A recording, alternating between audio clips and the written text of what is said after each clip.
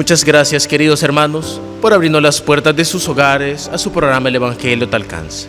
Hoy, miércoles de la 14ª semana del tiempo ordinario, vamos a reflexionar el Evangelio según San Mateo en el capítulo 10, versículos del 1 al 7. En aquel tiempo, llamando Jesús a sus 12 discípulos, les dio poder para expulsar a los espíritus impuros y curar toda clase de enfermedades y dolencias. Estos son los nombres de los 12 apóstoles.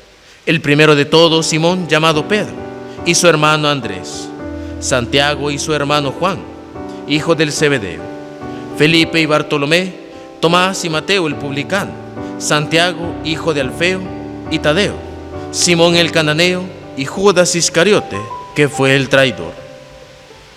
A estos 12 los envió Jesús con estas instrucciones: no vayan a tierra de paganos, ni entren en ciudades samaritanas. Vayan más bien en busca de las ovejas perdidas de la casa de Israel. Vayan y proclamen por el camino que ya se acerca el reino de los cielos. Palabra del Señor, gloria y honor a ti, Señor Jesús. El Evangelio de ahora es un complemento de lo que hemos visto precisamente en el Evangelio de ayer, sobre todo la parte última, en donde Jesús expresa ese deseo y también esa necesidad de que la mies es mucha y los trabajadores son pocos. Y ahora en el Evangelio nos muestra a los primeros a los cuales Él llamó para trabajar en la mies de su Padre, los 12 apóstoles. Y como decíamos el día de ayer en el Evangelio, muchas veces nosotros ponemos como pretexto para no entregar nuestra vida al Señor, a veces nuestros pecados, a veces nuestras deficiencias, a veces nuestras debilidades.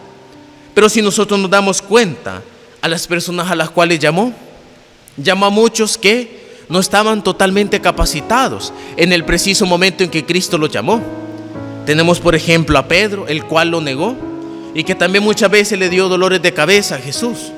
Tenemos a Santiago y a su hermano Juan, los hijos del Zebedeo, los cuales muchas veces se mostraban muy violentos, a veces demasiado exaltados. Tenemos también a Tomás, aquel que precisamente no creería en que Jesús iba a resucitar y que su fiesta celebramos hace poco. Y obviamente al último está Judas Iscariote, el traidor. Como vemos, Cristo llama a personas desde su vida, con sus defectos y sus virtudes.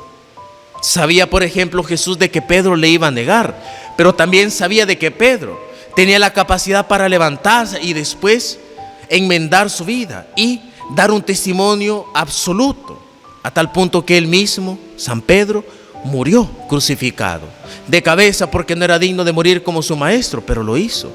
A Santiago y a Juan, que también fueron grandes y pilares dentro de la estructura de la iglesia en sus primeros años. Inclusive el mismo Juan, que escribió muchos libros de la Sagrada Escritura, el principal de todos, el Evangelio.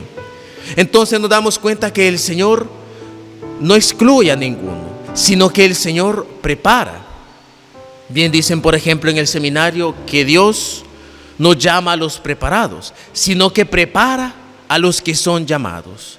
Y por eso nosotros no tengamos miedo de decir que no entregamos nuestra vida y no nos comprometemos con la labor evangelizadora de la iglesia simplemente porque me cuesta hablar.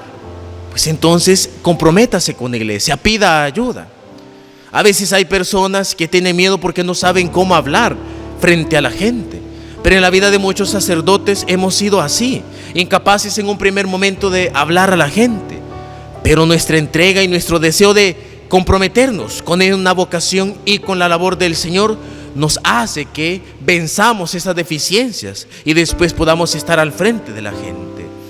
Cristo nos da siempre la oportunidad de mejorar, de hacer las cosas de la mejor manera y sobre todo de prepararnos y esperarnos hasta el momento en que estemos listos para anunciar su palabra. Por eso, queridos hermanos, atendamos al llamado del Señor y Él se va a disponer a prepararnos de la mejor manera para ser grandes misioneros de su palabra.